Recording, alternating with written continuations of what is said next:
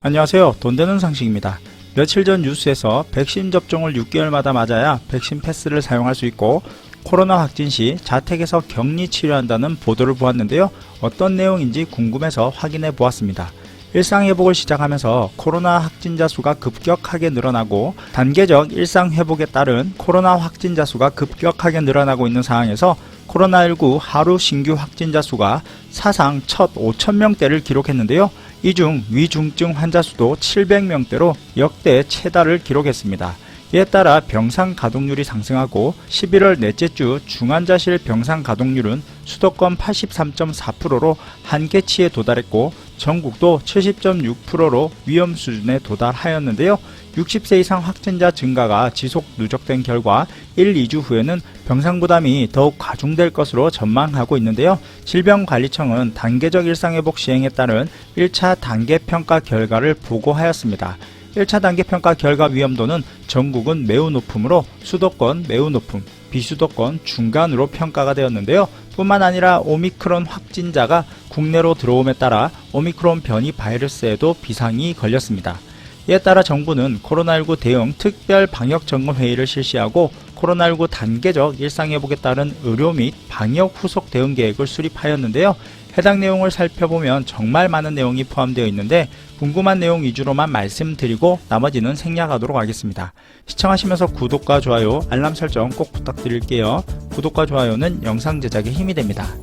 우선 사망자를 살펴보면 11월 넷째 주 주간 248명, 1일 52명 사망자는 역대 최고치를 기록하였고 지속 감소 중이던 누적 치명률도 최근 증가하였습니다.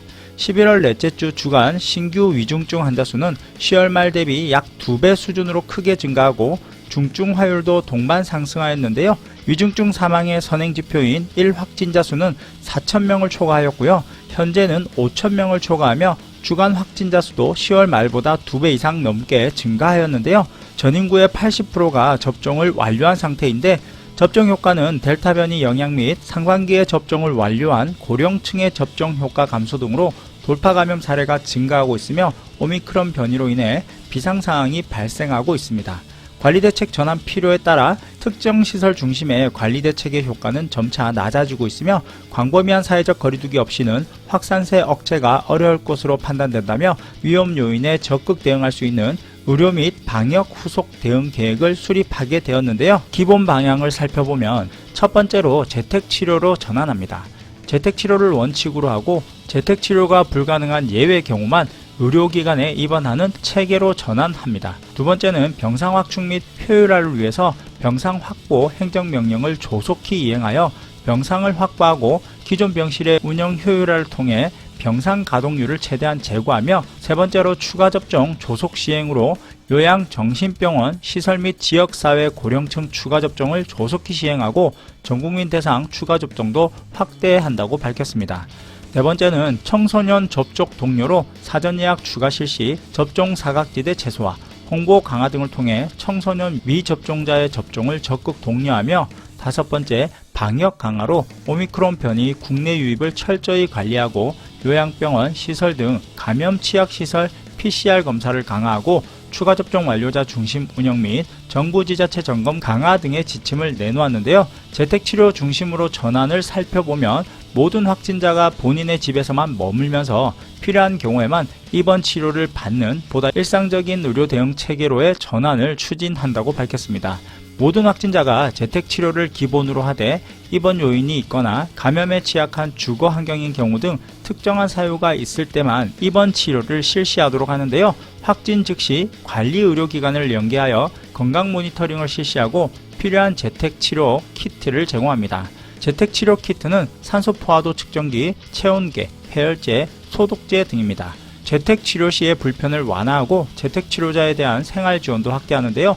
생활치료센터 입소 대비 재택치료 시 소요되는 추가 비용을 고려하여 추가 생활지원금 지원을 검토합니다.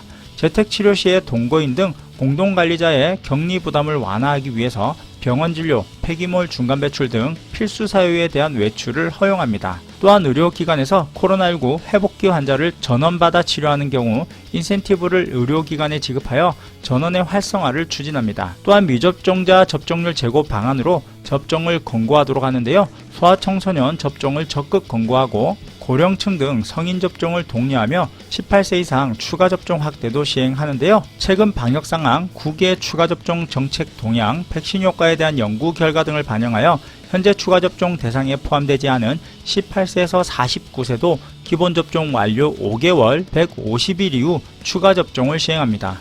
12월 2일 목요일부터 사전 예약을 통해 12월 4일부터 접종을 받을 수 있고요. 자녀 백신으로 12월 2일부터 당일 접종이 바로 가능합니다. 그리고 다른 내용을 또 살펴보면 방역 패스 유효 기간을 설정하는데요. 접종 후 시간 경과에 따른 백신 효과 감소를 감안하여 방역 패스의 유효 기간을 설정하고 이를 통해 다중이용 시설 및 감염 취약 시설 이용 희망자에게 추가 접종을 독려할 계획입니다. 기본 접종 완료자에 대해서 방역 패스 발급 시 6개월의 유효기간, 추가 접종 간격 5개월과 유예기간 1개월을 설정하여 방역 패스를 유지하려면 접종 기간 내 추가 접종에 참여해야만 방역 패스를 유지할 수 있도록 설계하였고요. 12월 20일부터 시행하는 것을 목표로 준비하고 있습니다. 방역 패스는 단계적 일상회복을 위해 정부에서 실시하는 일종의 증명서인데요. 유흥시설이나 노래 연습장, 실내 체육시설, 공중목욕탕, 카지노 업장, 실내 골프 연습장 등을 이용하기 위해서는 방역 패스를 제시해야만 이용할 수 있도록 백신 완료자만 받을 수 있는 정부 혜택인데요. 앞으로는 6개월에 한 번씩 백신을 접종을 해야만 방역 패스를 사용할 수 있습니다. 다음은 코로나19 경구형 치료제 도입인데요. 경구형 치료제를 도입할 계획으로 현재 31.2만 명분의 계약을 체결하였습니다. 정부는 고령, 기저질환 등 고위험 경증, 중증도 환자를 대상으로 코로나19 경구형 치료제가 환자의 입원 또는 사망을 감소시킬 뿐만 아니라 의료 방역 체계 유지에도 기여할 것으로 기대하며 신속한 국내 도입을 위해서 글로벌 제약사와 협의하고 있습니다. 이처럼 많은 부분이 바뀌는데요. 일부에서는 재택치료에 대한 부작용을 우려하고 있으며 의료 현장에서는 재택치료를 우선하겠다는 정부의 발표를 듣고 난리가 났습니다. 제때 치료받아야 할 위험 환자들이 제대로 치료받지 못하게 될 것으로 재택치료 중 중증으로 악화되면 어떻게 감당할 수 있겠냐며 지적을 하였고요. 일부에서는 결국 자택 격리시키겠다는 의도라며 지적을 했는데요. 가족 중 누구든 확진을 받고 자택에서 격리하게 되면 가족 모두 감염시킬 가능성이 매우 높기 때문에 이후에 공동주택이나 집단 감염이나 더 큰 문제가 발생할 수 있다고 우려하고 있습니다. 또한 준비도 되지 않은 상황에서 위드 코로나로 일상회복을 시작한 것이 문제가 있다며 비판하는 사람들도 많았는데요. 이제 단계적 일상회복보다는 사회적 거리두기와 방역수칙을 재정비하여 잘 지켜서 하루빨리 일상으로의 복귀가 되었으면 좋겠습니다.